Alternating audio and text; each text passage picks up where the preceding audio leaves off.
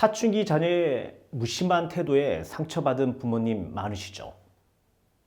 말도 잘 안 하고 작은 것에 짜증부터 내고요. 그저 사춘기라 그러겠거니 라고 생각할 수 있지만 자녀의 행동에는 사실 그럴 만한 이유가 있는 경우가 많습니다. 부모가 미처 알지 못하는 자녀의 속마음인 것이죠. 쉽게 상처를 받을 수 있는 시기이다 보니 부모는 생각하지 못했던 작은 일에 마음이 상하고 이런 것들이 계속 쌓이다 보면 결국 마음의 문을 닫아버리는 것입니다. 작고 사소한 일도 부모와 자녀 사이에서 큰일이 될 수 있음을 꼭 기억하셔야 합니다. 가족이라고 편할 수도 있지만 그럴수록 더욱 섬세하게 서로의 마음을 어루만져 주어야 하는 것을 잊지 마셔야 합니다. 그렇다면 부모는 상처를 받고 다치기 쉬운 사춘기 자녀를 위해 어떤 노력을 해야 할까요?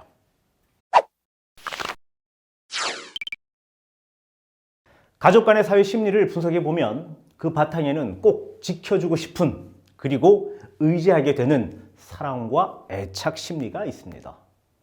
그러한 심리를 바탕으로 서로를 돕고 신뢰하고 예의를 갖추는 것이죠.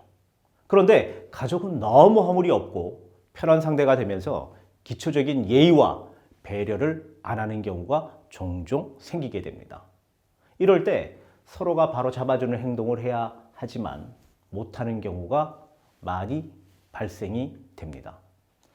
게다가 가족 공동생활에서 생겨나는 생활 습관이 몸에 익어서 지속적으로 잘해주다가 또 잘 못해주게 되면 그 자체가 불쾌감이 되고 오해도 일으키게 되는 것이죠.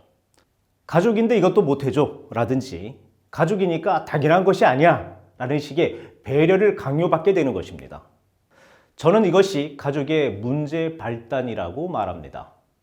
사실 가족이니 더 잘해줘야 하지만 가족이니까 무조건 해야 돼, 해줘야 돼 강압적인 주장으로 흘러가게 되면 가족 내 큰 오해로 발전되는 계기가 만들어집니다.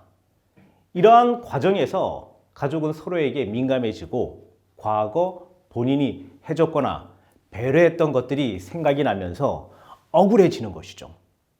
이때 작은 일에도 기분이 상하게 되고 사소한 일에도 자극적으로 적대시하게 됩니다.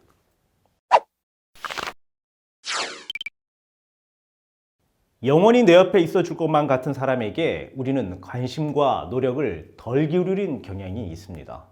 늘 그 자리에 있기 때문이죠. 하지만 모든 관계가 그렇듯 가족 간의 관계 역시 상호 간의 노력이 필요합니다. 작은 것에도 더 소홀함을 느낄 수 있으니 특히 그래야겠죠. 그렇다면 가족의 원활한 소통과 행복을 위해 어떠한 노력을 해야 할까요? 자, 첫째, 의식적으로라도 서로의 기분을 상하게 하는 말투나 표정으로 자극하지 말아야 합니다. 이런 경우 민감하게 받아들일 수 있기 때문에 반응은 하지 말아야 하는 것이죠. 의식적인 행동인 것이 보인다 해도 받아들이는 가족은 진심을 알기의 타인보다 훨씬 관계가 개선에 도움이 됩니다. 둘째, 가족이 아무리 편하고 가까운 관계일지라도 예의는 지켜야 합니다. 이건 최소한의 약속이며 의무입니다. 또한 가족이라면 잊지 말고 노력하는 태도를 가져야 합니다. 부모는 수시로 자녀에게 경각이 되도록 학습시켜 주어야 합니다. 셋째, 개인마다 스트레스가 발생한다면 가족들에게 충분히 자신의 상황을 어필하는 것이 좋습니다. 말을 하라는 것이죠. 그런 행동은 자녀들뿐만 아니라 부모 역시 같기 때문에 가족들과 소통을 해야 합니다. 일주일 중 한두 번은 가족이 함께 할 수 있는 시간을 정해보는 게 어떨까요? 서로의 상황이나 스트레스를 공유하고 이에 따른 해결책과 개선 사항을 의논해 보세요. 서로의 감정 역시 함께 공유할 수 있는 시간이 있다면 좋을 것입니다. 가족 간의 약속을 정해서 의지를 갖고 실천한다면 그 효과는 더욱 강하게 작용할 것입니다.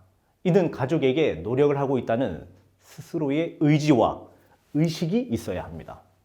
이러한 노력으로 가족을 행복하게 해주었을 때 타인에게보다 서너 배의 행복을 만끽할 수 있으니 우리의 마음을 위해서 도움이 될 것입니다.